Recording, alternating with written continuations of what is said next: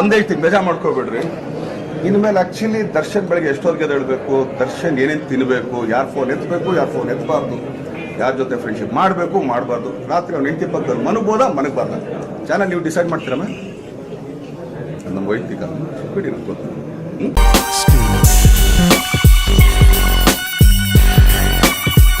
ದಾದಾಗಿರಿ ಮಾಡೋ ಮಕ್ಕಳಿಗೆ should leave them.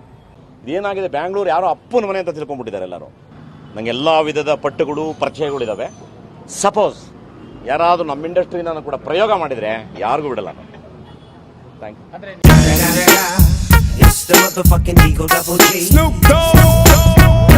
ಬಂದಿರೋ ಮಾಹಿತಿ ಪ್ರಕಾರ ಸರ್, ನಿಮ್ಮ ಮಾಹಿತಿ ಐಟಿ ಡಿಪಾರ್ಟ್ಮೆಂಟ್ ಇಂದ ಬಂದಿರೋ ನಮಗೆ ಮಾಹಿತಿ ಪ್ರಕಾರ ಪುನೀತ್ ಅವರು 2 ವರ್ಷದಿಂದ ಸರಿಯಾಗಿ ಐಟಿ ರಿಟರ್ನ್ಸ್ ಮಾಡಿಲ್ಲ. ಸೊ ನಿಮಗೆ ಬಂದಿದ್ದ ಮಾಹಿತಿ ಪ್ರಕಾರ ಅದ್ರ ಮೇಲೆ ನೀವೇನಾದರೂ ಕಾರ್ಯಕ್ರಮ ಮಾಡಿದ್ರೆ ಮಾಡ್ಬೋದು, ಬಟ್ ಅದಲ್ಲ. ಸೊ ಡಿಪಾರ್ಟ್ಮೆಂಟಲ್ಲಿ ನಾವು ಮಾತಾಡಿದೀವಿ, ಅದ್ರ ಪ್ರಕಾರ ನಡ್ಕೊಂಡು ಹೋಗುತ್ತೆ ಅಷ್ಟೇ. ಸರ್, ನಾಳೆ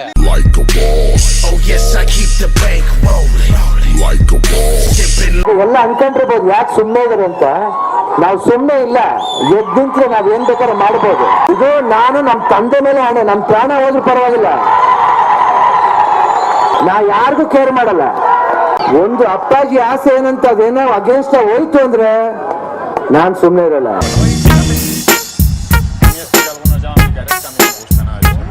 ಶಬಾಷ್ ಪಬ್ಲಿಕ್ ಟಿವಿ, ನೀವೊಂದು ಸವಾಲು ನನಗೂ ಕೊಟ್ಟಿದ್ದೀರಾ.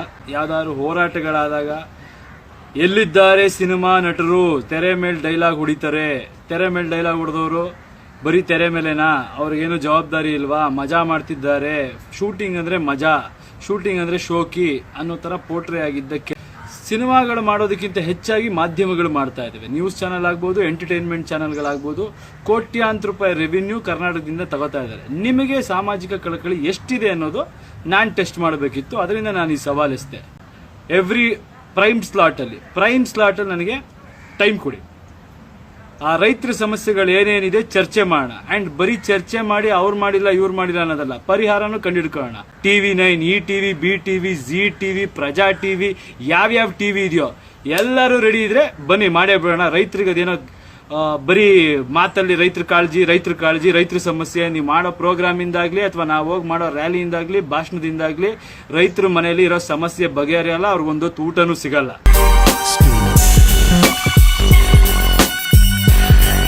ಗ್ರೌಂಡ್ ಫುಲ್ ಆದ್ರೆ ಜನ ಅಂತಲ್ಲ, 5 ಜನ ಬಂದ್ರು ಜನನೇ. ರೆಕಗ್ನಿಷನ್ ಯಾವಾಗ್ಲೂ ಒಬ್ಬ ಜನ ಇಂದ ಸಿಕ್ಕಿದ್ರು ರೆಕಗ್ನಿಷನ್, ಕೋಟ್ಯಾಂತರ ಜನ ರೆಕಗ್ನಿಷನ್ ಅದು.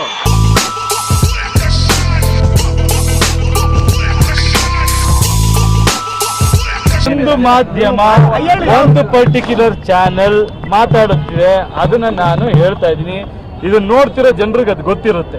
ಮಿಕ್ಕಿದವ್ರು ಯಾರು ತಲೆ ಕೆಡಿಸ್ಕೊಳ್ಳೋ ಅವಶ್ಯಕತೆ ಇಲ್ಲ. 40 ಕೋಟಿ ಸಾಲ ಏನಕ್ಕೆ ಕೊಡ್ತಾರೆ? ನನಗೆ 40 ಕೋಟಿ ಸಾಲ ಇದೆಯಂತ ನನಗೆ ನನ್ನ ಪ್ರಕಾರ ಒಂದು 15ರಿಂದ 16 ಲೋನ್ ಇದೆ. 15-16 ಕೋಟಿ ಲೋನ್ ಕೊಡಬೇಕಂದ್ರೆ ನನ್ನ ಇನ್ಕಮ್ ಟ್ಯಾಕ್ಸ್ ಎಷ್ಟಿರಬೇಕು? ಟ್ಯಾಕ್ಸ್ ಕಟ್ಟದೆ ಯಾರು ಲೋನ್ ಕೊಡ್ತಾರೋ ಒಬ್ಬ ಕಾಮನ್ ಮ್ಯಾನ್ ಗೊತ್ತಾಗುತ್ತೆ. ಅದೊಂದು ಪಾಯಿಂಟ್ ಯೋಚನೆ ಮಾಡಲಿ ಸಾಕು. ಕೊನೆಗೂ ಒಂದು ಮಾಧ್ಯಮವಾಗಿ ಉಳಿತು. ಹೆಸರು ಬರೋ ಟೈಮಲ್ಲಿ ಬರುತ್ತೆ ಬಿಡುಕಂದ.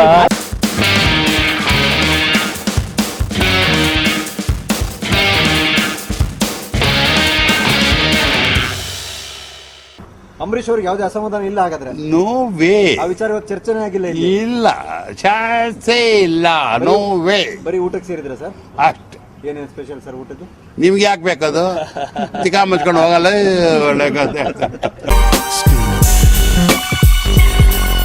ರಾಜಕಾರಣಿಗಳು ಭೇಟಿ ಆದ್ಮೇಲೆ ರಾಜಕೀಯ ಚರ್ಚೆ ಮಾಡದೇ ಇರ್ತೀವ? ಅಂದ್ರೆ ಅಂಬರೀಶ್ ಅವ್ರನ್ನ